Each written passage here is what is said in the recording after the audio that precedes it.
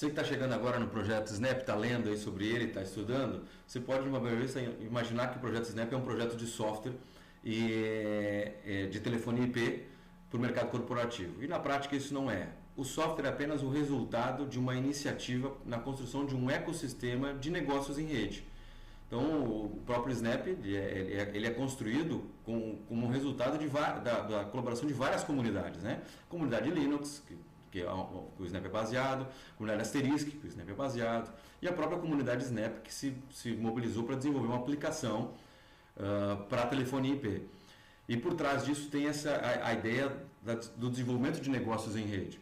Então, o que nos levou a fazer isso foi o incômodo, o sentimento de que o mercado, todas as empresas de uma forma geral, olham para o mercado como algo escasso, ou seja, não tem para todo mundo. Então, para isso a gente precisa lutar pela sobrevivência e precisa disputar cliente tapa a tapa no dia a dia. E isso demonstra claramente que existe uma competição desenfreada para essa sobrevivência. Nós não acreditamos nisso, nós sentimos que é diferente, que o mercado não é escasso, que o mercado é abundante, existe para todo mundo e nós não precisamos nos degladiar, muito pelo contrário. Colaborando, a gente consegue exponencializar as próprias oportunidades e criar abundância para todo mundo. E esse foi a essência da construção desse modelo. E a gente vem construindo isso e descobrindo novas coisas, passo a passo, dia a dia, na construção desses negócios. E temos conseguido grandes resultados, você chegou na gente por causa disso. Então, a gente está cada dia mais aprendendo mais com esse movimento, entendendo como é que funciona. Mas vamos voltar para a origem disso, para você entender como é que a gente chegou nesse raciocínio. Primeira coisa que a gente observou no mercado de telefonia, que é onde é que o Snap está inserido, que a decisão dos clientes em volta de uma solução, então, que ele comprou, que ele está comprando, que ele está pensando em migrar, coisa e tal, na área de telefonia, ela é basicamente composta de 3 pilares essenciais na avaliação dele. Então, esses 3 pilares compõem, no final da história, o resultado da expectativa do cliente. Se aquilo foi atendido, se não foi, se ele está satisfeito, se não está, se ele vai continuar usando essa solução para frente ou não vai, e assim por diante. Esses 3 pilares, basicamente, são hardware, software e serviço. Então, toda solução de telefonia acaba precisando de algum equipamento. Então, seja um telefone, um celular, um smartphone, um tablet, um computador, um telefone IP, seja uma placa de telefonia, um servidor onde tu vai instalar esse software dentro. Seja lá o que for, algum equipamento sempre é necessário, você precisa dele para interagir com o usuário. Um software, aplicação que vai rodar sobre esses equipamentos. Seja ela um firmware de um telefone IP, uma aplicação para o smartphone, o software de gerenciamento da telefonia corporativa como um todo, relatórios, análise, etc. E tal. Então existe um software, uma aplicação que sem o hardware não faz sentido, sem o software o hardware não faz sentido e assim por diante. E por esse cenário ser um cenário corporativo, sempre tem um serviço envolvido, seja ele de consultoria, de implantação, de venda, assessoria, suporte, etc. Seja ele desenvolvido internamente na empresa, seja ele contratado por alguém de fora, sempre tem um serviço associado. E toda essa solução só tem valor, só faz sentido se esses 3 elementos andarem juntos. Então, o cliente não consegue avaliar a solução pensando só pela expectativa de serviço. Se todos os hardwares envolvidos na solução forem ruins, ele de fato não consegue usar aquela solução e nem aquele serviço, porque ele vai dizer, poxa, não dá. É que nem você comprar um carro que tem uma marca boa, um serviço bom, mas no fim as peças são horríveis, está sempre dando manutenção, na prática você abandona, você vai trocar de marca. Comprar um carro que a marca é muito boa, mas quando precisar do serviço você não consegue o serviço e assim por diante. Então, isso se repete aqui também. Então, a gente não consegue avaliar de forma separada as coisas, né? E a conclusão que a gente chega nesse cenário é que esses elementos, eles não se somam. Ou seja, se eu conseguir tirar ou seja, atendi a expectativa do cliente no que diz respeito a equipamento. O equipamento que ele está usando, que a solução agrupa, atendeu a expectativa dele. Então, o cliente deu 1 lá. Daí, o software que estava ali dentro do cenário, ele tirou 2. Foi super bacana, superou a minha expectativa. O resultado desse 1 mais 2 do software não é a soma dos 2, e sim a multiplicação. Porque vocês vão ver pelo seguinte cenário. Se a gente soma, simplesmente, quando eu falho num dos pontos, que é no caso do serviço, aqui nesse exemplo, por exemplo, Se eu falhei no serviço, é como se o resultado final da coisa tivesse sido 3, a soma de 1 mais 2 do software. Isso não é verdade, porque se a gente falhar no serviço, a solução como um todo falhou. O cliente sente que a solução toda não serviu, não atende a expectativa dele. Se o serviço é muito bom e o software falha, então a solução como um todo também não atende a expectativa dele. Ele pode por algum tempo tentar trocar um desses elementos. O hardware é bom porque é da marca X, então tira essa marca, bota outra marca. E assim ele pode ir tentando. Mas é inevitável que em algum momento essa marca seja boa. Então, ou seja, essa solução de hardware tem que atender. Porque se não atender, ele ficar trocando, no final da história a solução toda não atende. Então isso nos mostra que isso não soma e sim multiplica. E o efeito da multiplicação é justamente esse. As coisas se multiplicam. Só tem um detalhe importante aí. Qualquer coisa multiplicada por zero é zero. E é o resultado que a gente espera. Se a gente falhar um dos elementos, o resultado final é zero. Então, nesse caso, não adiantava eu tirar 1 no hardware vezes 2 do software e o meu resultado até então o software era 2. Ou seja, eu elevei a minha média para 2, que é a média do maior resultado. Só que quando eu falhei em um dos pontos, 2 vezes 0 virou 0, então o resultado final é 0. Agora, se eu começo a equilibrar esses pontos e digo, beleza, agora todas as minhas notas são 1, então eu consigo tirar 1 no hardware, 1 no software e 1 no serviço. O meu resultado final é 1, e de fato a gente sabe que a expectativa do cliente foi atendida ali, no limiar. Então o cliente está satisfeito dentro da expectativa dele. E sempre é assim que funciona. Agora, se eu começar a melhorar nesses cenários e começar a me especializar e dizer assim, porra, no software eu vou ser foda, no software eu vou superar a expectativa. O meu resultado final, que antes era 1, agora passou a ser 2. Dobrei o meu resultado final porque um dos elementos dobrou, porque um dos elementos eu fui melhor. E eu começo a evoluir essa expectativa, eu começo a multiplicar isso agora, e se eu começo a melhorar no serviço também. O resultado final agora já quadruplicou. Já é 4 vezes maior do que o resultado quando eu sou mediano em tudo. Então isso significa que à medida que eu vou me especializando num dos elementos, vou ficando cada vez melhor num dos elementos, mais eu exponencializo o meu resultado. Tu imagina isso agora como cada um desses elementos se aprofundando na especialidade, fazendo aquilo de forma íntegra, completa, inteira, no aqui e no agora. Sem ficar olhando para o prato do vizinho, sem querer ficar abraçando o mundo pelos próprios braços, eu começar a me especializar naquilo que eu sou bom. E acreditar de que todo mundo que está junto comigo, que está dentro desse ecossistema, vai fazer a mesma coisa, vai se especializar naquilo. Então, cada parceiro que eu trago junto desse negócio que eu estou rodando ali, eu sei que ele está acreditando nisso, que ele olha para isso, que ele também sabe disso, e ele vai fazer de tudo para multiplicar esses números, para tornar isso exponencial. Aí o negócio começa a ficar grande, porque daí todo mundo tira 2, todo mundo tira 3, todo mundo supera a expectativa e o resultado vai se exponencializando.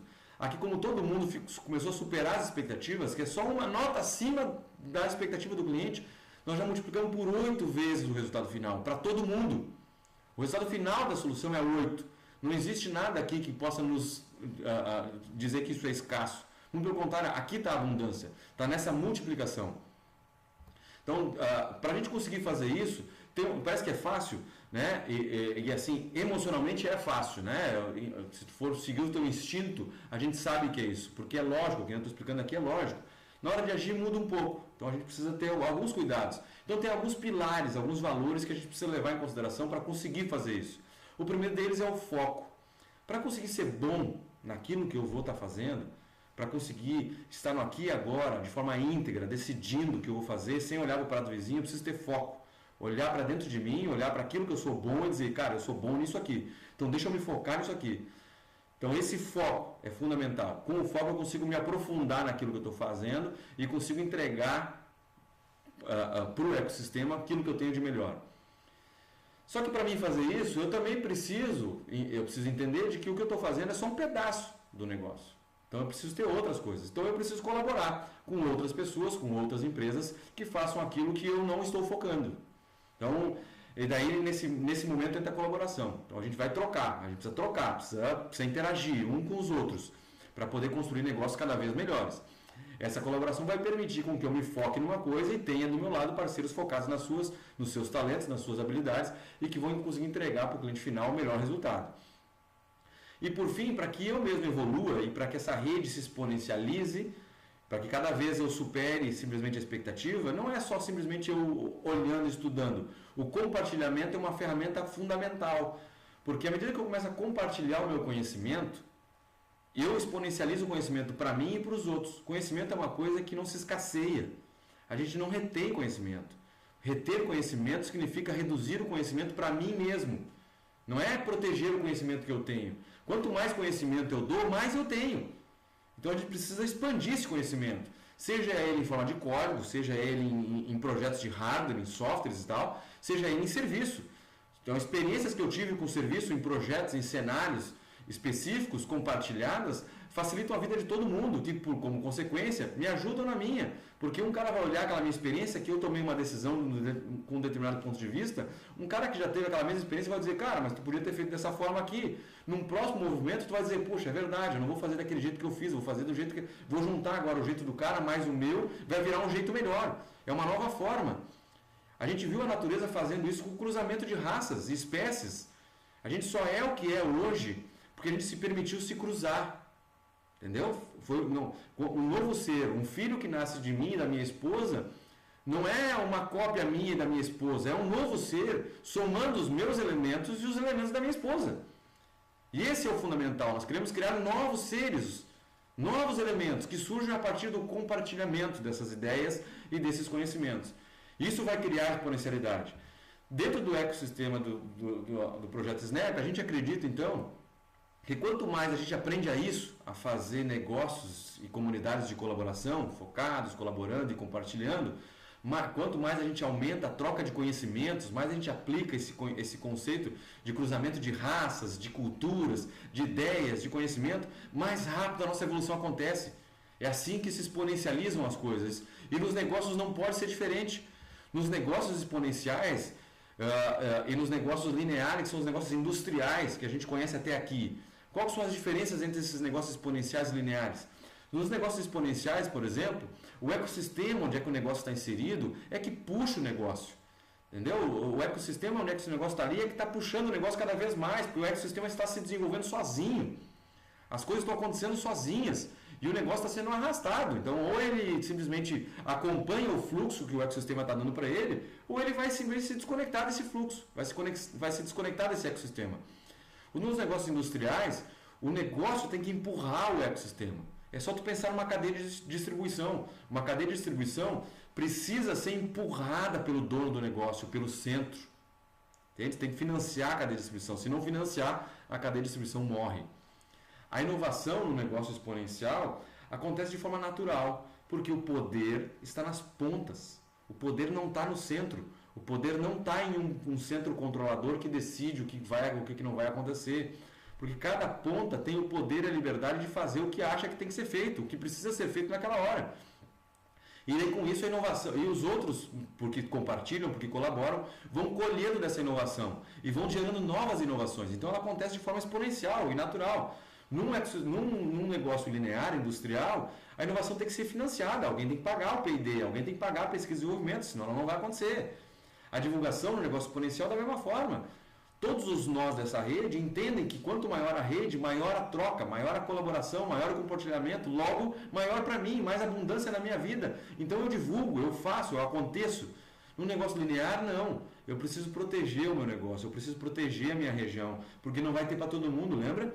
Então alguém tem que financiar essa divulgação, alguém tem que botar um outdoor, alguém tem que fazer propaganda na TV, porque senão a coisa não acontece. O lucro é o resultado natural das coisas no negócio exponencial. Vai acontecer pela matemática. Gastou menos do que ganhou, simplesmente assim. E vai se ganhar muito. E se ganha muito, porque é exponencial. Tudo é exponencial. É conhecimento, é materialização, é negócios, é oportunidades. Porque tem para todo mundo, porque sobra. Nós não precisamos brigar cliente a cliente, porque tem para todo mundo. No negócio industrial, não tem para todo mundo. Então eu preciso do lucro, eu preciso cuidar disso. Porque o meu risco é muito grande. Eu faço muitos investimentos, eu investo em inovação, eu invisto em marketing, eu invisto na cadeia de distribuição, eu invisto em tudo. Então eu preciso ter lucro. Se eu não fizer isso, estou morto. Então acabou. Então no negócio linear, se não tiver lucro, morreu o negócio. Não consigo reinvestir. Então para resumir o projeto Snap, para você entrar nele e estar está íntegro dentro dele, você precisa fazer o que tu faz de melhor, só isso. Se concentra no que tu faz de melhor, entrega isso para o ecossistema e deixa que o ecossistema faça o resto para você. Tá? Colabore, compartilhe, te foque, te especialize naquilo que tu é bom, esteja íntegro, focado no teu aqui e agora e vamos transformar o mundo das telecomunicações juntos. Seja bem-vindo.